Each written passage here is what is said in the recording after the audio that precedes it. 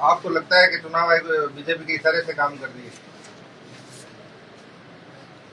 Election commission नई बात क्या भाई, आरोप तो खुला है कांग्रेस का।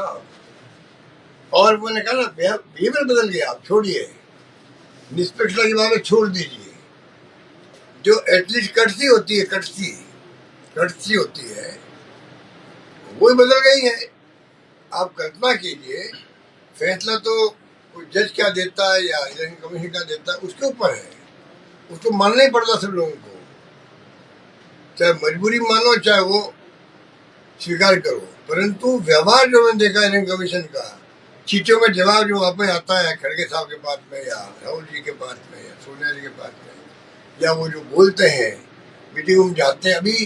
अभी दुर्व्यवहार किया गया जो दिल्ली गया पिछली बार, उसके साथ में दुर्व्यवहार जो है ना, वो तो बाहर के बोले भी है कि हमारे साथ व्यवहार अच्छा नहीं किया। और मैं भी एक बार गया तो मैंने उस दिन महसूस किया, मैंने तो खाली महसूस किया, और इन्होंने तो व्यवहार भुगत के आए ही लोग। तो तरीका है क्या इलेक्शन कमीशन को अपना?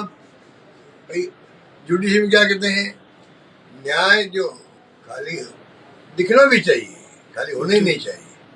इनको चाहिए कम से कम न्याय दिखाओ तो सही। तो रास्ता कैसे निकलेगा? रास्ता कैसे? तो पब्लिक ही रास्ता निकालेगी सर, अमित शाह जी ने पब्लिक रास्ता निकाल सकती है। पब्लिक का कॉमन सेंस एक्स्ट्रा ऑर्डिनरी, देश के अंदर extra ordinary common sense, robust common sense. पढ़े लिखे कम हो सकते हैं लोग ये देश के अंदर, अनपढ़ भी हो सकते हैं, पर गॉड गिफ्ट उनको है कि उनका जो रोबस्ट कॉमन सेंस, सोचने का अकल होशियारी एक्स्ट्रा ऑर्डिनरी। जब घर बेचते थे इंदिरा जी के वक्त में पूरी कांग्रेस साफ हो गई थी, इंदिरा जी खुद ही चुनाव हार गई थी। आंधी चली 2.5 साल के अंदर इंदिरा जी की। दोनों उदाहरण देख लीजिए, जब हराया सबको, वो उदाहरण 2.5 साल में आंधी चली इंदिरा गांधी की भी 2.5 साल में कैसे चल गई? जिनको आपने घर बिठा दिया हो 2.5 साल में, लोग कहते हैं गया वाला राज वहां पर कभी नहीं आएगा। वो राज आपके 2.5 साल वहां पर आ गया। हम लोग सब MP उस वक्त बने थे 45 साल पहले, और इंदिरा गांधी का आंधी चली थी देश के अंदर। फिर वो शहीद हो गए देश के लिए।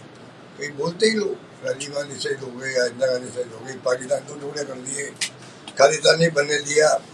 ये हमारी उपलब्धि है। वो इतिहास का जो याद नहीं करती वर्तमान सरकार, जो लोग इतिहास को भुला देते हैं वो खुद कभी इतिहास नहीं बना पाते हैं। ये मेरा मानना है। सर, अमित शाह जी ने कल कहा है कि कांग्रेस ने तो ये लोगों को झूठ बोलना बंद करे, झूठेबाजी बंद करे। जवाब इसका दे कि वो पहलगाम में जो घटना हुई उसमें चूक काम हुई, कितने लोग आपने सजा दी है उसके लिए। हमारे तो मुख्यमंत्री इस्तीफे हो गए, गृह मंत्री भारत सरकार के इस्तीफा हो गया बम्बई के अंदर, जबकि सभी आतंकवादियों को मार दिया गया उसी वक्त। ये कुछ छोड़ गए, एक बच गया था, उसको फांसी मिली बाद में। इनको पूछो आपने, जो घटना इतनी बड़ी घटित हो गई है, आप जिम्मेवारी ले नहीं रहे हो, आप इस्तीफा क्यों नहीं देते हो? गृह मंत्री इस्तीफा क्यों नहीं देते, बता दीजिए आप। इतनी बड़ी घटना हुई है, कोई नहीं, जांच तक नहीं बैठा पाए आप ढंग से, जांच हो नहीं पाई। और इसमें अखिल यादव ने ठीक कहा कि भाई आज पार्लियामेंट शुरू हो रही है, कल ही एनकाउंटर क्यों हुआ, पहले क्यों नहीं आपने इमीडिएटली भाग के लगे वो लोग इतने महीने? तो ये तमाम क्वेश्चन मार्क करते हैं। मगर वो कह रहे 30 साल तक कांग्रेस नहीं आएगी सत्ता में। अरे छोड़िए, वो तो इतने और क्या कहेंगे वो लोग, इनके देखते हुए सत्ता में आए। भगवान सबको लंबी उम्र दे लोगों को। जैसे एक बार भगत सिंह ने कह दिया था, मेरे जीते जी कांग्रेस सत्ता में नहीं आने दूंगा। मैं प्रदेश कांग्रेस अध्यक्ष था, मैं कहा भगत सिंह जी आपके जीते जी कांग्रेस सत्ता में आएगी, भगवान आपको लंबी उम्र दे। और आज हमारा शासन आप देखो, सहयोग से 8 महीने बाद मैं खुद ही मुख्यमंत्री बन गया। ये बात मैंने भगत सिंह जी को हाउस में सुनाई थी। इसलिए अमित शाह जी को मैं यही कहना चाहता हूँ, भगवान आपको लंबी उम्र दे। आप देखिए कि अगली बार देखिए, आप चुनाव आ रहे हैं, अभी आपकी स्थिति खराब हो गई, 240 में आप आ गए हो, आपकी सरकार नहीं बनी है, आपका गवर्नमेंट इंडिया गवर्नमेंट है, BJP गवर्नमेंट नहीं है। जो आप पत्रकार वो भी जानते होंगे, सीरियल लोग भी जानते हैं, जब से मैंने राजनीति शुरू करी NH से, वो दिन आज दिन, अभी जो मैं एक्टिव हूँ ना, उसी जगह में एक्टिव रहा हमेशा, चाहे मैं सत्ता में रहा या नहीं रहा। ये मेरी फितरत के अंदर है, जनता की सेवा करना, उनकी समस्या सुनना, हल करना का प्रयास करना, ये मेरी फितरत के अंदर है, ये मेरी आदत में है कि मैं सत्ता में रहूँ या नहीं रहूँ, हमेशा मैंने मतलब जनता से संपर्क रखा है। तो इसलिए आज भी जयपुर में लोग 100-200 लोग आते पर डे घर पे, तो इसलिए आते उनको मालूम भाई मैं उनकी बात सुनूंगा, समझूंगा। फिर कांग्रेस में बेचैनी क्यों है आपके? कोई बेचैनी नहीं, कांग्रेस में क्यों बेचैनी होगी? प्रदेश कांग्रेस कमेटी हो या बीजेपी का हो, वो बेचैन क्यों होंगे? बेचैन क्यों होंगे? उनको खुशी है कि भाई हमारे नेता लोग सब द्वारा कर रहे हैं, फिर क्या बात है? तो सचिन पायलट से दूरियां खत्म होगी, ये माना है। ये मीडिया वालों को मैं कहना चाहूंगा, कृपा करके हमारे पर कृपा रखो, कोई दूरियां नहीं है, सब समाप्त हो चुकी है।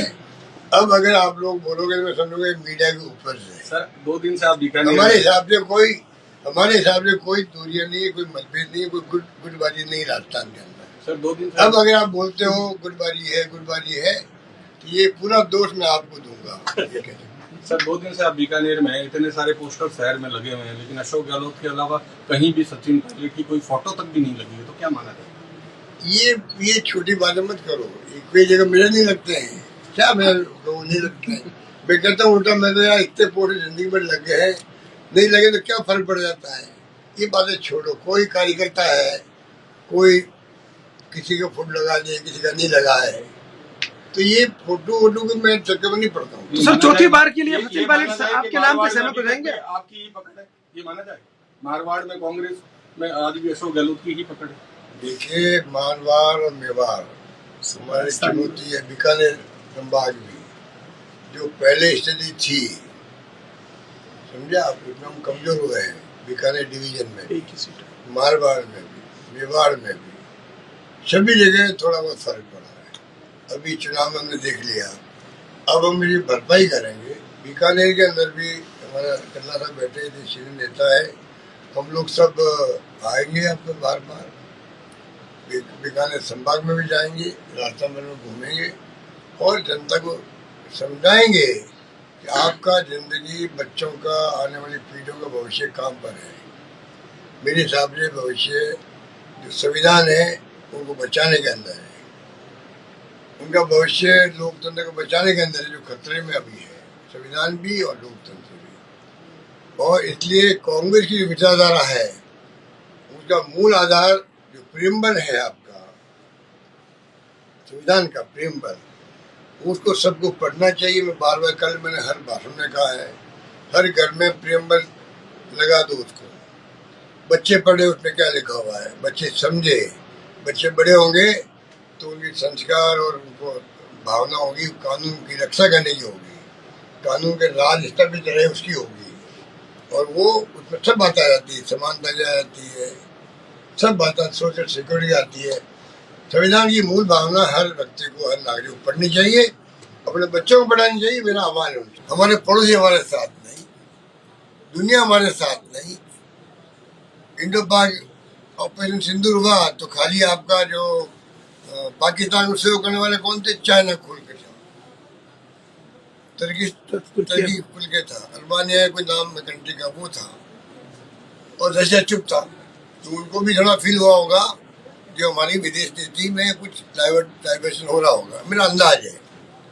ये नौबत क्यों बनी? अमेरिका तो पता नहीं क्या कर रहा था। तो मैं शॉर्ट में ये कहना चाहूँगा, जहाँ तक मैं समझ पाता हूँ, मेरा जो अनुभव है, कि ये जो ट्रम्प ने बहाना बनाया है, अब देखते हैं 7 दिन या जो कह रहे हैं अभी नेगोशिएशन चल रहा है, मैंने सुना है, तो उसके बाद में क्या परिणाम निकलता है उस पर डिपेंड करेगा। भारत सरकार भी अपनी पॉलिसी बनाए कि नहीं, जहाँ से ड्यूटी कम होगी उन मुल्कों का सहयोग लेगी, पर एक राहुल तरीका निकालेंगे जो कि कॉम्पेंसेट कैसे हो सके। डिपेंड करता है भारत सरकार पर, हमारे ऊपर नहीं करता है। पर राहुल गांधी जी का एक वीडियो भी वायरल हो रहा है जिसमें वो पहले ही कहते नजर आए थे कि अब ट्रम्प दबाएंगे इनको। ये राहुल गांधी जी की बहुत बड़ी खासियत है, चाहे कोरोना आया हो तब से लगा के मैं आज तक देख रहा हूँ, गलवान में जो कब्जा कर लिया चाइना का, तब से मैं देख रहा हूँ राहुल गांधी जी हर चीज को एडवांस में सरकार को आगाह कर रहे हैं। जो हमारी विपक्ष की भूमिका है वो भूमिका है। अब उसके बाद में भी अगर ये नहीं समझे तो उसका तो हम क्या कर सकते हैं। अभी तो पार्टी का स्टैंड आपको मालूम ही है। अभी तो कंफ्यूजन चल रहा है, ये खुद ही कंफ्यूज हैं। ये पता नहीं कर पाएंगे कि नहीं कर पाएंगे तो इनको पूरा जो है नक्शा पहले अभी तो बताया नहीं देश को। खाली ये क्या कर रहे हैं कि जहाँ तक मुझे जानकारी है बड़ी चालाकी से आरएसएस को आगे करके उनके जो अलग अलग संगठन हैं, इवन जो उनका जो प्रोफेसर थे यूनिवर्सिटीज के वाइस चांसलर हैं, जिनका दखल बनाया आरएसएस ने, उन सबके माध्यम से जहाँ तक मेरी व्यक्तिगत जानकारी में कह रहा हूँ आपको कि ये तमाम मुल्क में तमाम लोगों को पहले पब्लिक को कन्विंस कर रहे हैं। देखा है, समझा है और सुना है, ये मैं कह सकता हूँ। सर एक इम्पोर्टेंट सवाल है, स्वास्थ्य सेवाओं की आपकी सरकार की बहुत बात होती रही है। पाप कर रहे हैं। जो मानवता के लिए सही बात थी, ये तो नहीं था कि इलाज फ्री मिलेगा तो खाली कांग्रेस वालों को मिलेगा। ये तो नहीं था। इलाज कोई पार्टी का हो, आरएसएस का हो, बीजेपी का हो, किसी पार्टी का हो, इलाज तो पब्लिक के लिए था। शानदार योजना की तारीफ पूरी दुनिया में हो रही है। देश के हर राज्यों में हमारी स्कीमों की चर्चा हो रही है पहली बार। ऐसा देखने खाली स्वास्थ्य की बात नहीं कर रहा हूँ, कई योजनाओं की। हमें गर्व होना चाहिए कि हमारी गवर्नमेंट ने ये काम किए। इस गवर्नमेंट का रुतबा तब अच्छा होता ये गवर्नमेंट और हमारी कामों को बंद करने की बजाय नाम बदल दो। जैसे मैंने कल कहा, वो अन्नपूर्णा किट था वो आते ही सरकार बंद कर दिया। मैंने कहा उसका नाम बदल दिया, कोई बात नहीं, बंद क्यों किया आपने? अगर सरकार फोटो लगी हुई थी अशोक फोटो थी तो अशोक गहलोत की फोटो हटा दो और पंडित भजनलाल की फोटो लगा दो। यही तो मैंने कहा, क्या फर्क पड़ता? फोटो हट जाती, भजनलाल जी लग जाती, स्कीम चलती गरीबों के लिए। ये मैं उदाहरण दे रहा हूँ आपको। जो सरकार इस स्तर पे जा सकती है, उस सरकार से क्या उम्मीद करे प्रदेशवासी? चाहे स्वास्थ्य योजना हो, चाहे पेंशन का, मैंने सुना 20-30 लाख नाम काटने की योजना बना रहे लोग।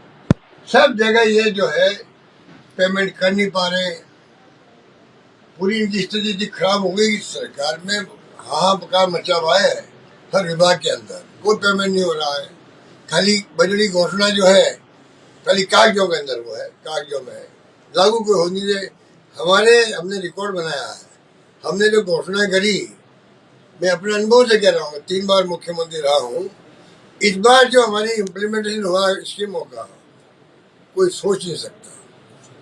बिल्डिंग बनने लग गई बड़ी बड़ी, और तो और वो आईपी टावर बन रहा है दिल्ली जयपुर के अंदर, क्वेश्चन क्लब बन गया, RIC बन गई, गांधी जी का म्यूजियम बन गया। तो मैं उदाहरण दे रहा हूँ आपको। सारे राजस्थान भर में हमारी फिनटेक यूनिवर्सिटी बन रही है, वहाँ जोधपुर के अंदर स्पोर्ट्स में कॉम्प्लेक्स बन रहा है, क्या बताएं आपको। और कोटा में रिवर फ्रंट बना है, पूरे देश में कहीं नहीं है ऐसा रिवर फ्रंट।